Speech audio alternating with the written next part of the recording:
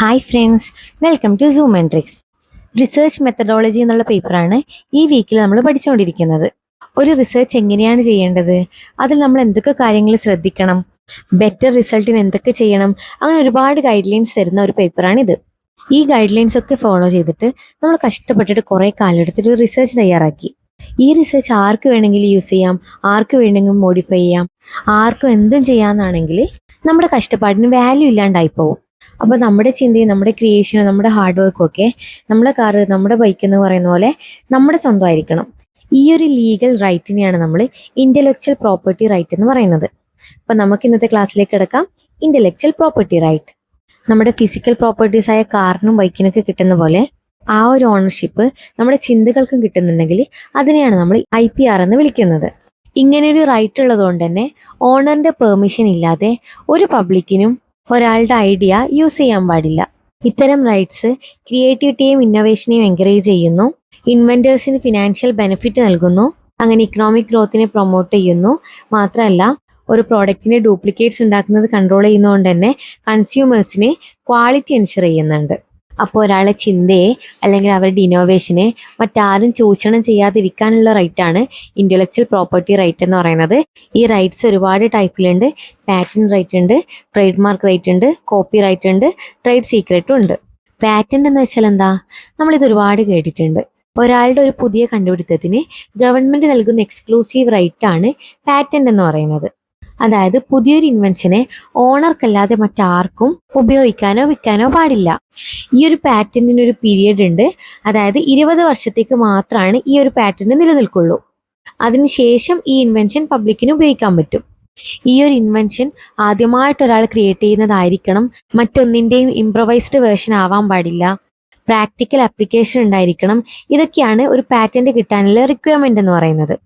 നമ്മുടെ ഇൻവെൻഷൻ എന്ന് പറയുന്നത് മെഷീൻസ് ഒക്കെ ആണെങ്കിൽ അതിന് യൂട്ടിലിറ്റി പാറ്റന്റ് ആണ് എടുക്കേണ്ടത്. ഇനി വലിയ ഡിസൈൻസ്, ഓർണമെന്റൽ ഡിസൈൻസോ അല്ലെങ്കിൽ ആർട്ടിക്കിൾസോ ഒക്കെ ആണെങ്കിൽ ഡിസൈൻ പാറ്റേൺസ് എടുക്കണം. അതുമല്ല, നമ്മൾ പുതിയൊരു പ്ലാൻ വെറൈറ്റിയാണ് കണ്ടുപിടിച്ചത്, സെക്ച്വലി റീപ്രൊഡ്യൂസ് ഒക്കെ ചെയ്തിട്ട്, അങ്ങനെയാണെങ്കിൽ പ്ലാൻ പാറ്റന്റ് ആണ് എടുക്കേണ്ടത്. ഇങ്ങനെ ഒരു പാറ്റന്റ് എടുക്കുന്നത് എന്തിനാന്ന് വെച്ചാൽ, നമ്മളൊരു പുതിയൊരു മരുന്ന് കണ്ടുപിടിച്ചെന്ന് വിചാരിക്കാം. ഒരുപാട് കാലം പ്രയത്നിച്ചിട്ട് ഒരുപാട് ഫെയിലിയേഴ്സിന് ശേഷമായിരിക്കാം പുതിയൊരു മരുന്ന് കണ്ടുപിടിച്ചിട്ടുണ്ടാവുക. അതിനുവേണ്ടി ഒരാൾ 10-15 വർഷം കളഞ്ഞിട്ടുണ്ടാവും.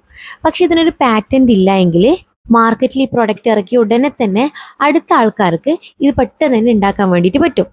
അങ്ങനെ ആവുമ്പോൾ അത് ഇൻവെൻറ്റേഴ്സിന് നഷ്ടമാണ്. മാത്രമല്ല, അവരെ ഇങ്ങനെ ഒരു റിസർച്ചിന് വേണ്ടിയിട്ട് ഡിസ്കറേജ് ചെയ്യും.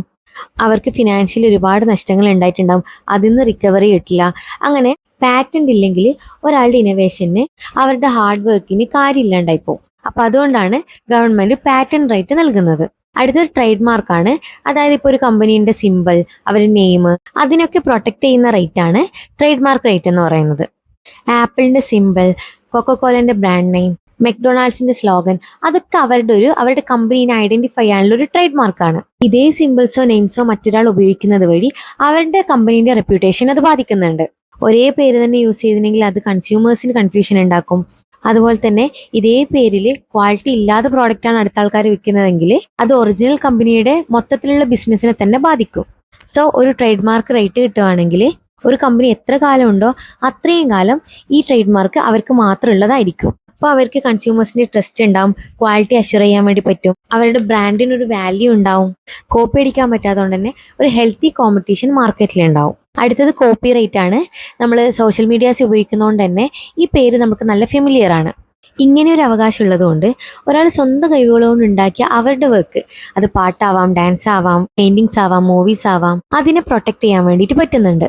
ഒരാൾ തൻ്റെ വർക്കിന് കോപ്പി റൈറ്റ് എടുത്താൽ അവരുടെ ലൈഫ് ടൈം പ്ലസ് 70 years ആണ് അതിൻ്റെ ഡ്യൂറേഷൻ എന്ന് പറയുന്നത്. അത്രയും വർഷം വരെ അവരുടെ ഒറിജിനൽ വർക്കിനെ പ്രൊട്ടക്ട് ചെയ്യും. അങ്ങനെ ചെയ്താൽ മറ്റൊരാൾക്കും ഈ ഒരു വർക്കിനെ യൂസ് ചെയ്യാനോ അല്ല അതിനെ മോഡിഫൈ ചെയ്യാനോ അല്ലെങ്കിൽ അതിനെ ഡിസ്പ്ലേ ചെയ്യാനോ സെല് ചെയ്യാനോ ഒന്നിനുള്ള അധികാരമില്ല. എല്ലാ റൈറ്റ്സും ആരാണോ ഒറിജിനൽ ഓതർ അവർക്ക് മാത്രം ഉള്ളതാണ്. അടുത്തത് ട്രേഡ് സീക്രട്ട് ആണ്. അത് ആ പേരിൽ തന്നെ ഉണ്ട്.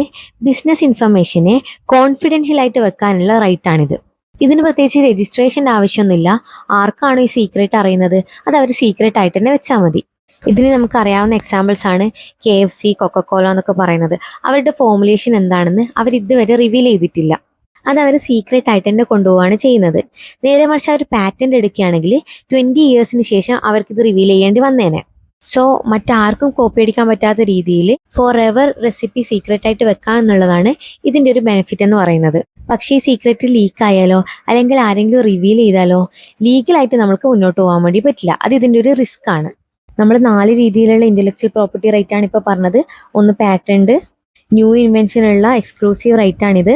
അതിൽ യൂട്ടിലിറ്റി പാറ്റന്റ് ഉണ്ട്, ഡിസൈൻ പാറ്റന്റ് ഉണ്ട്, പ്ലാൻ പാറ്റന്റും ഉണ്ട്. അടുത്തത് ട്രേഡ് മാർക്ക്.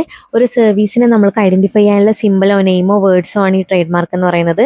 അതിന് എക്സാമ്പിൾ ലോഗോസും ബ്രാൻഡ് നെയിംസ് ഒക്കെയാണ്. അടുത്തത് കോപ്പി റൈറ്റ് ആണ്.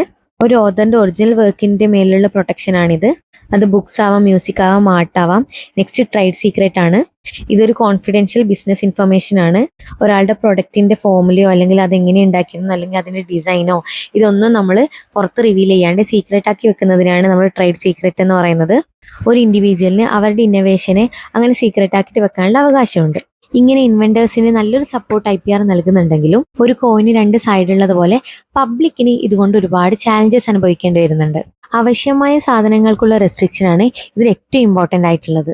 എക്സാമ്പിൾ നമുക്ക് കോവിഡിനെ വെച്ചിട്ട് പറയാം. കോവിഡിന് മരുന്ന് കണ്ടുപിടിക്കാത്ത സമയത്ത് ഒരാൾ ആദ്യമായിട്ട് അതിന് മരുന്ന് കണ്ടുപിടിച്ചു എന്ന് വിചാരിക്കുക. അവരതിന് പാറ്റന്റ് വാങ്ങിയാൽ 20 വർഷത്തേക്ക് ആ ഒരു കോമ്പോസിഷനിൽ വേറെ ആർക്കും ഈ മരുന്ന് ഉണ്ടാക്കാൻ വേണ്ടിയിട്ട് പറ്റില്ല. അപ്പോൾ അവർക്കൊരു മൊണോപ്പൊളി ഉണ്ടാവുകയും അവർക്ക് ഇഷ്ടമുള്ള പൈസക്ക് അത് വിൽക്കുകയും ചെയ്യാം. ആ പൈസ സാധാരണ ആൾക്കാർക്ക് താങ്ങാൻ പറ്റുന്നതാവണമെന്നില്ല. മരുന്ന് കമ്പനിക്കാർ സാധാരണക്കാരെ എക്സ്പ്ലോയിറ്റ് ചെയ്യും. ചെറിയൊരു മോഡിഫിക്കേഷൻ വരുത്തുന്നതിലൂടെ നമുക്ക് ഈ പാറ്റന്റ് വീണ്ടും എക്സ്റ്റെൻഡ് ചെയ്യാൻ വേണ്ടിയിട്ട് പറ്റും. ഈ ഒരു കാര്യം ഒരുപാട് മിസ്യൂസ് ചെയ്യുന്നുണ്ട്. ഇതിന്റെ പൂർണ്ണ അവകാശം അവർക്ക് മാത്രമായതുകൊണ്ട് തന്നെ എപ്പം വേണമെങ്കിലും അവർക്ക് പൈസ കൂട്ടാം, കുറക്കാം. അപ്പൊ ഇതിനൊരു പരിഹാരം എന്നുള്ള രീതിയിൽ ഗവൺമെന്റ് കമ്പൾസറി ലൈസൻസിങ് ഒക്കെ കൊണ്ടുവന്നിട്ടുണ്ട്. അതിലൂടെ ലൈഫ് സേവിങ് ആയിട്ടുള്ള മെഡിസിൻസ് ലോക്കൽ കമ്പനീസിന് ഉണ്ടാക്കാനുള്ള അധികാരം കൊടുത്തിട്ടുണ്ട്. അപ്പോൾ ഇന്റലക്ച്വൽ പ്രോപ്പർട്ടി റൈറ്റ് എന്ന് പറയുന്നത് ഒരു ഡിബേറ്റിനുള്ള കൺസെപ്റ്റാണ്. ഇൻവെന്റേഴ്സ് അനുകൂലിച്ചും പബ്ലിക് പ്രതികൂലിച്ചും നിൽക്കുന്ന ഒരു റൈറ്റാണിത്.